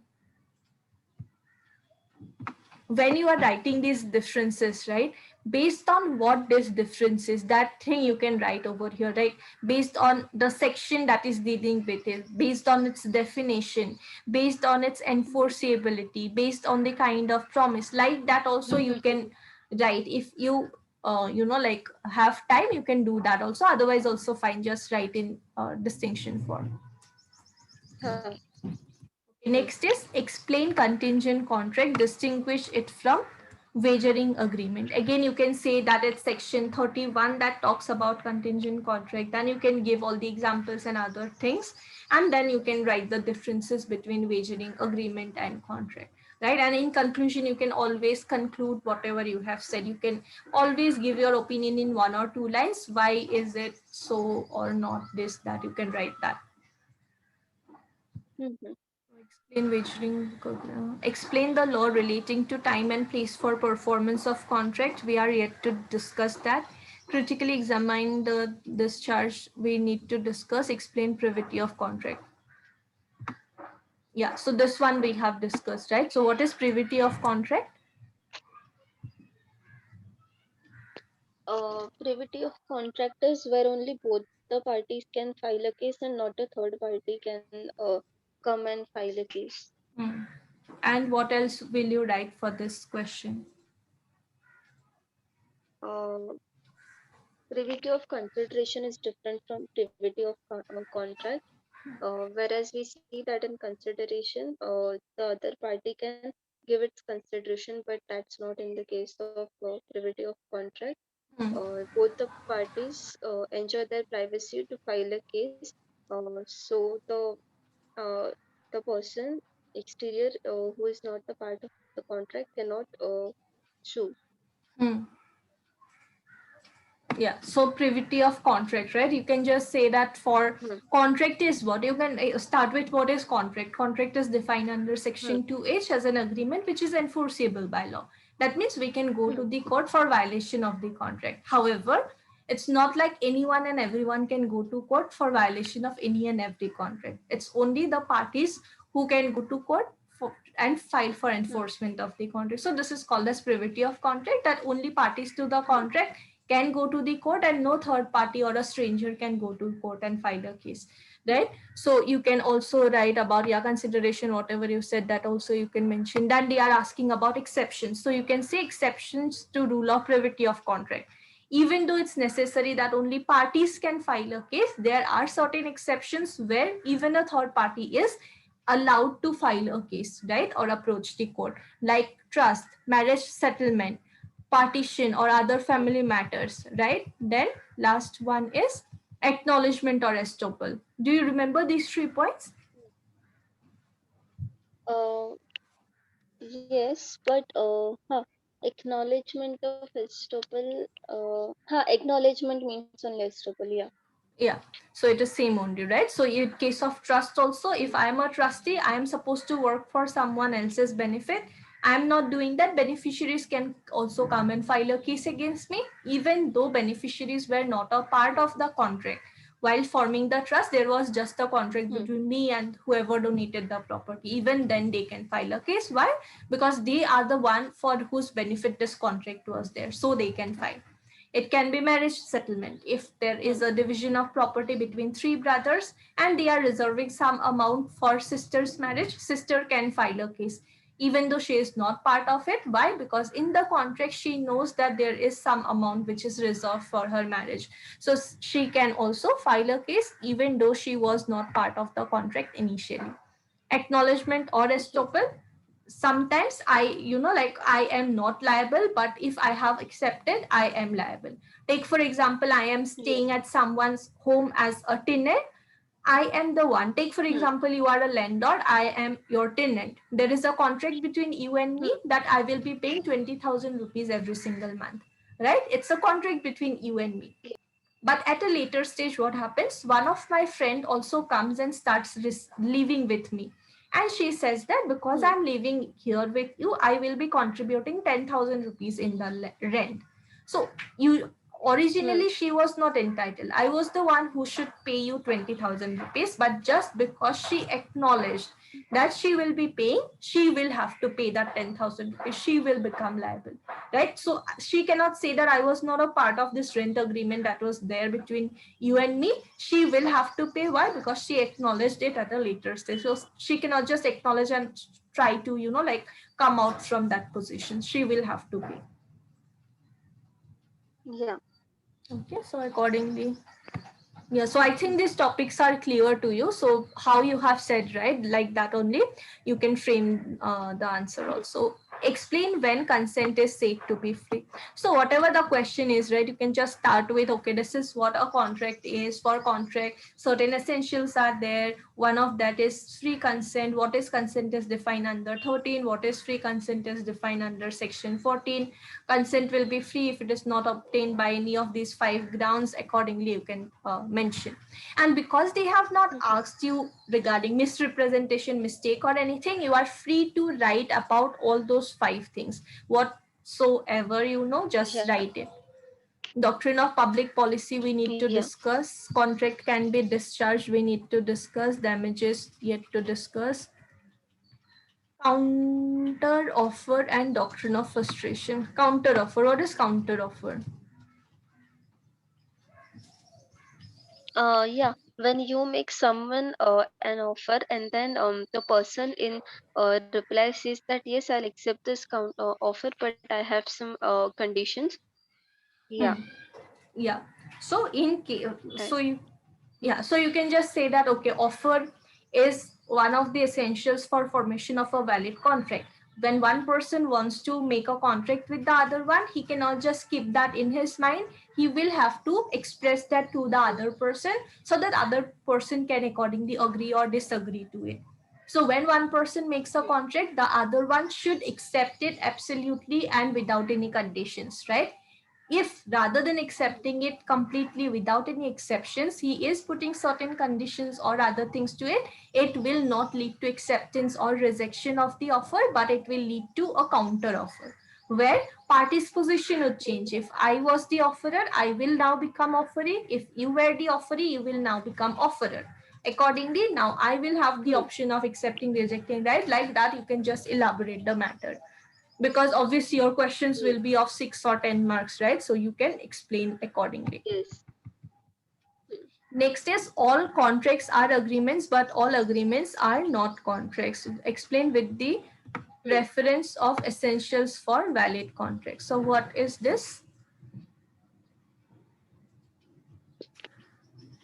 Yeah, this is where we can say that agreement is when the offer is accepted, we can term as it agreement. But Contract is when it is enforceable by law and agreement. So it will be termed as contract. So in this accordance, all the agree all the contracts can be termed as agreement, but all the agreements cannot be termed as contracts because of its nature. Okay, so do you remember the diagram which I told you? Yes, I remember.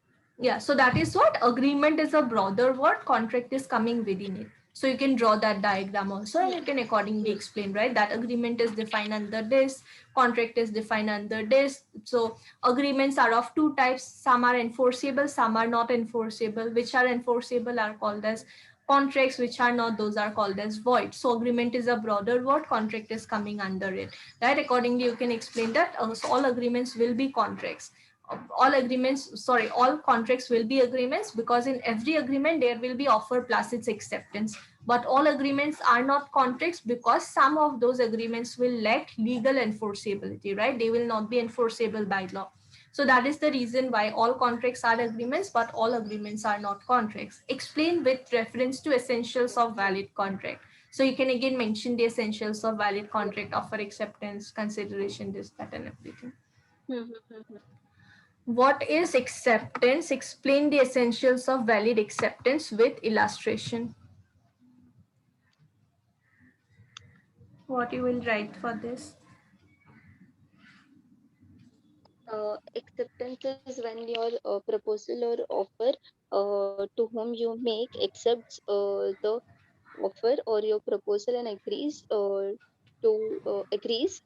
it, Hmm. which means the acceptance and which can be later turned into the agreement.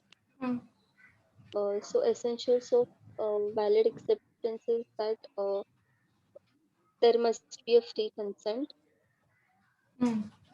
uh, the party uh, the party should have a proper knowledge about it. um, is it necessary to be major? To be? Is See, it necessary to be major? parties to a contract should be major only, right? You can say that, okay, fine, there may be a contract, like a minor is going to a shop and buying few items, there he is a minor, so that those things are there. But usually under Indian Contract Act, it's only major person who are entitled. But obviously one person will not refuse a kid if he is coming to buy something. That also is a type of contract, but in under Contract Act they are major. So that you don't need to write that he should be a major person. But for acceptance, right, if they are asking, you can definitely write that they should agree to it completely, whatever is mentioned. Yeah, so rules for valid acceptance, I'll share this document, right? You can go through these points also. So acceptance must first of all be absolute and unqualified. Whatever you are saying, I should accept it completely without any conditions, otherwise it will be a counter offer only. Acceptance must be in the prescribed manner. If you are saying within 1 week you give your acceptance, I should do that. By writing a letter you give acceptance, I should do that. Acceptance must be communicated. In my mind, I cannot just be thinking that I am accepting this offer. I'll have to tell you about the same as well. So it has to be communicated. Only authorized person should communicate about Yeah. it. Write the example where a person applied for the post of headmaster and a friend of him told him that you are selected by the selection committee, but later on he was not selected. He filed a case. Court said that it was not authorized communication, right? Your friend was not authorized to tell you that, so you are not entitled, right? So that also you can write. Acceptance should be made within the time Yes. prescribed, within a reasonable time. That thing you can write. You don't have time for like forever to accept it. It has to be within a reasonable time, or if time is prescribed, within that time only. Acceptance should be given before offer lapses or is withdrawn. If I'm taking back my offer, that will not, like before that you should do it, or before it lapses, right? So those things you can write. Whatever cases, Yes. examples you remember, you write that also, right? Yes.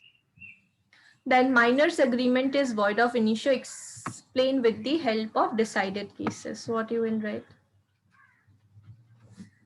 Yes, that case Chirodimal, what it Kirodimal, that case where What case? he was Kirorimal. I don't remember its name. Yeah, in that Yeah. case, he was a minor. Hmm. He Then. was minor, and the property was on his name, but his mother was the guardian of this property. Hmm. So he went to money lender, na? Mm-hmm. Yeah, money lender. Yeah, huh. So so he went there and he gave his property on mortgage and took some loan on that, and he Hmm. said that he'll be paying 20% on interest. Hmm. So he gave the first installment of 10,500, but the later installment he didn't give. So the money lender went to the court to tell this, but then his mother disagreed upon it because he was minor, and she said that we won't pay you the remaining amount also. You just give us what we have, our property we have kept for mortgage. Hmm. Yeah, good that you remember the percentage and installment amount and everything. All right. So we'll see the case again. Okay. So it is Mohri Bibi Yeah. versus Tharmodas Ghosh. What happened in this case is Acha. that, yeah, so you remember the amount and everything. So it is 12%, all right, 12% of interest. First installment was 10,500. So basically, he wanted to take 20,000 rupees, out of which 10,500 he already took. And later on, he said that I will not pay you this. He did not pay any amount, all right. He said that I will keep this amount also. I will not give my property on mortgage also. So mother told that my, like Okay. son is anyways minor, contract is not binding, we are not going to pay you the amount, and mortgage is also not valid. So the person went to court asking for it. Court also said that, like it's a minor only, you knew he is a minor, even then you entered into the contract, so you are not entitled. So they were basically not entitled. But in another case, what happened? In another similar case, Khankul versus Lakha Singh, what happened? Decided by Lahore High Court. One minor went to another person. He misrepresented himself to be a major person and tried to sell his property, right? He took some amount and he said that I'm not giving you possession. I'm not returning the amount also because I am a minor.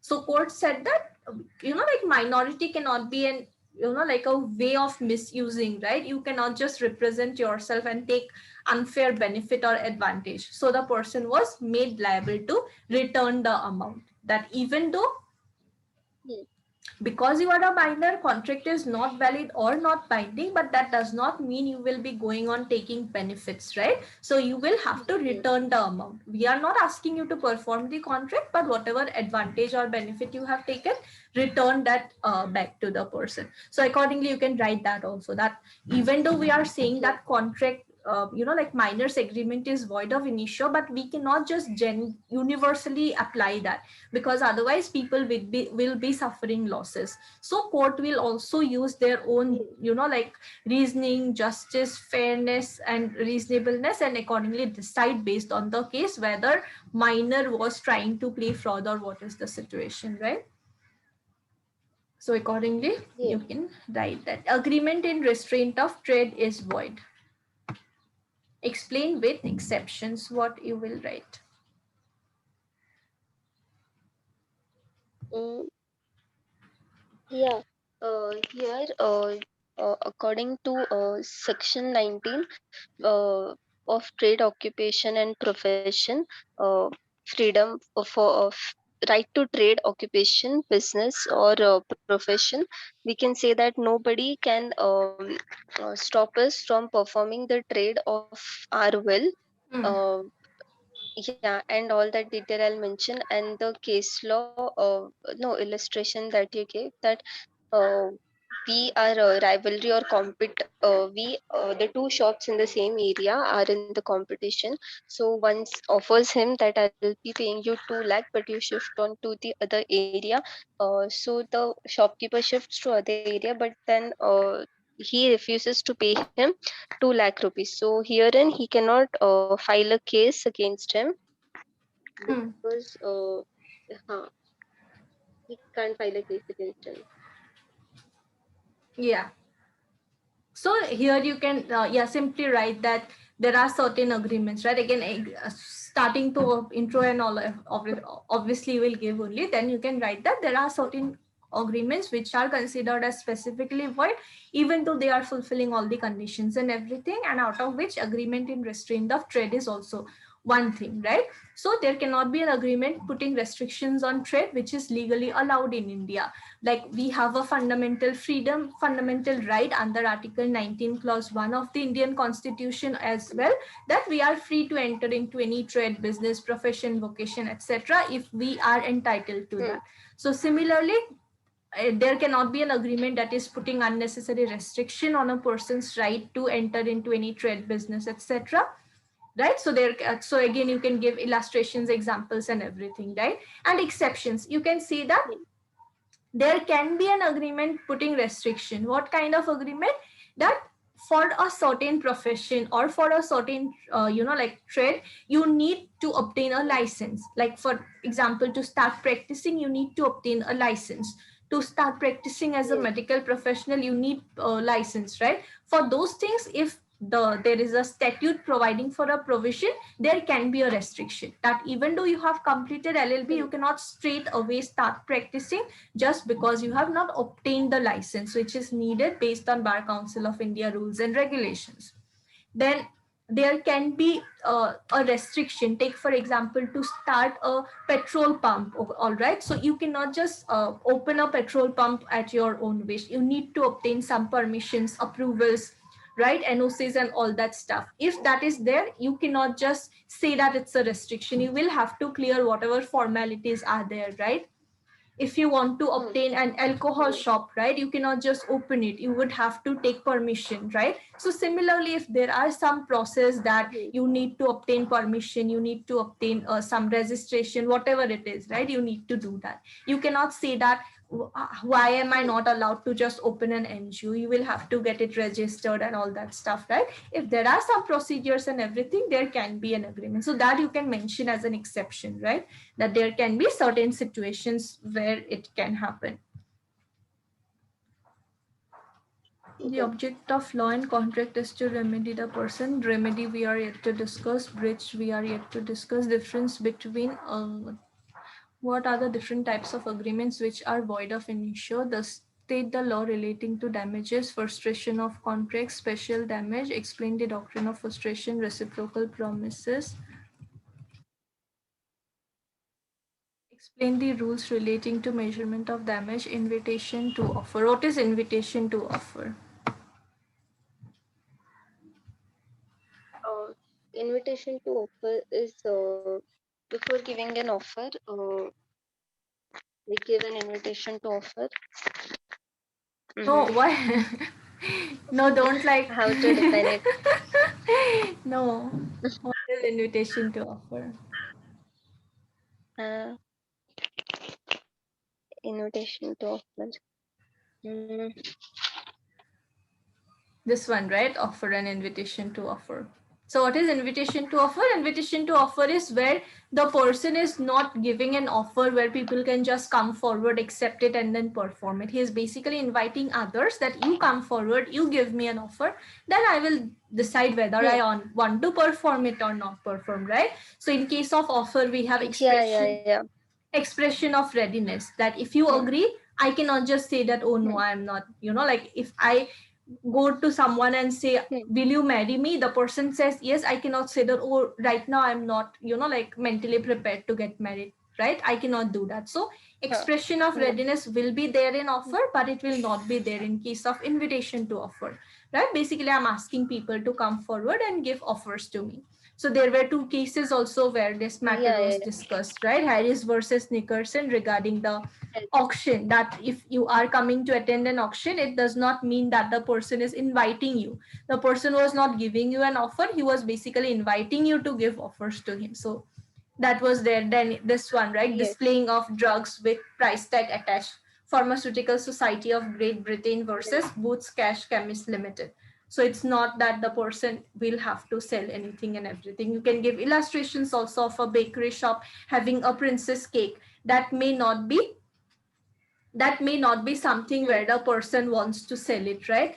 but there can be a cake like a general Black Forest cake. All right, that may be there display that way. Whoever wants, they can just come and buy. But the princess cake, it's specially kept there so that people come there, know that okay, fine, they are making this kind of beautiful princess cakes also. Maybe we can also order one. But that does not mean they are giving you an offer to Yes. buy it.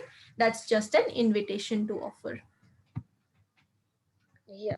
All right. Next is suit for quantum agreement by way of wager. So this we already discussed, right? What is wagering agreement? So accordingly, you can say that it's not a valid thing in India. Wagering agreement is not allowed. But if there is a state law which is allowing for it, in those states there can be a wagering agreement as well, like Goa. And what are the other states? You can just look for that online. All right. States where wagering agreement is allowed, so that you can accordingly do. Then e-contract we will discuss. General offer. What is general offer? General offer is which is not a specific offer. We do that offer in general for all, like an offer we publish in newspaper or in TV we publish. So that is a general offer which is not for a specific person. It applies to everyone. How can I give acceptance to a general offer? Yeah, general offer doesn't mean that every offer will be accepted. Uh, the person who is making offer, we need to take his consent if he is giving the acceptance to the offer. So in case of specific offer, if I'm making you an offer, you will have to tell me that you are accepting it, right? But in case of general offer, what happens? Yes. That if I'm clearly mentioning every single thing, that this is what you need to do, this is what you can just perform, right? Hmm. Fulfill the terms and conditions, that will indicate that you have given your consent. You may not inform me that I'm performing the, like contract, right? So accordingly you can do the general Mhm. offer cases. That carbolic smoke ball Okay. company example you can write, right? Ha ha ha. Yeah, yeah, For general offer. yeah. And one more was there, is it? Or for general offer, I'll just see. I think Carlyle was the one only. So you can accordingly write that this is what Hmm. general offer, right? Yeah, Lalman Shukla is also there, right? Lalman Shukla versus Gauridat, where servant was sent to look for the missing nephew. And after that, he announced this Yes. reward of 501 rupees. So when the Hmm. servant returned, after later on only he came to know. So court said that without knowing about the offer, you cannot just perform the conditions. Even though you have performed whatever was needed, you cannot just claim for the offer. Okay. Remedies coercion. Again, it's same only, right? You will write for it. Lawful object. What is lawful object? Uh, the object should be legal, which it should be enforceable by law. Hmm. For example, you cannot have an uh, intention to do smugglings or anything as Yes. such. Yes, right. So the object or purpose of making the contract should be lawful, right? I cannot just take for example, there is, like someone is organizing an auction, okay? You and Hmm. me being bidders who will be taking part there, or all the bidders, right? All of us cannot make a contract that we will not be bidding above this amount. Why? Because our purpose is to play fraud against the auctioneer, right? They will be the one who will be suffering loss. Mhm. So that kind of contracts also will be something where object is unlawful, right? So those kind of object contracts will not be valid, those will not be enforceable by court of law. Then Yeah. free consent. Free consent, again section 14 you can write, right? Whatever 5 conditions are there, that you can write.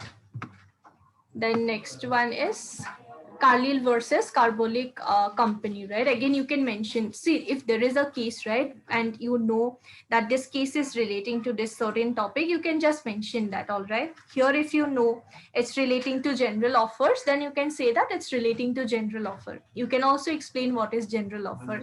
Then you can write the situation, right, that during this pandemic flu, people, like about 1 million people died, and then this company came forward with a medicine called smoke ball. They also demanded that it will cure influenza and no one else, like other similar diseases.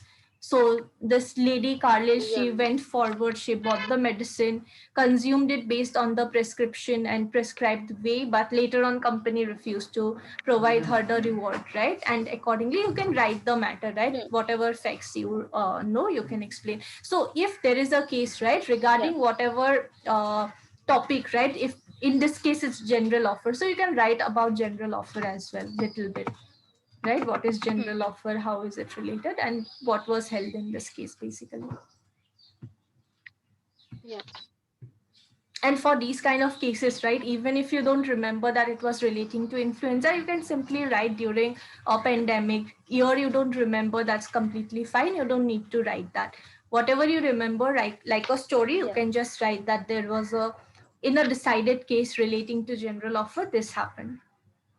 Doctrine of frustration, we Hmm. will see. Impossibility of performance, we will see. Quasi contracts, types of quasi contracts, define contract and explain the essential of consideration with reference to decided case. Again, this is for essentials of consideration, right? And whatever Hmm. like cases with regard to consideration, all of that you can write, right? Like Shinaya versus Ramaya, this, that, whatever Yes. you can write that. Hmm. Explain the provisions Yes. regarding legality of object and consideration. Again, same what we discussed today, right? Object and Hmm. consideration of the contract should be lawful. I should not be getting some, like an RTO office cannot take bribe from you just because he is issuing you a driving license. Same, those kind of illustrations you can give. Explain the laws relating. Yeah, so the remaining part we are yet to discuss. So we will be discussing these kind of questions also, okay, so that you have an idea on what all things we discussed and all that. Okay, Yes. so I Yes. will be Yes. sharing this Yeah. elements document, okay, elements of contract, and you can go through that because that part is already over. Elements of contract. Yes. Okay, so you go through that and let me know if any point there is any confusion or you want it to be repeated. All right. Yeah. Yeah, fine then. So we'll Yes. end Yes. the Sure. class here. Okay, thank you. Yes. Thank you. Yeah.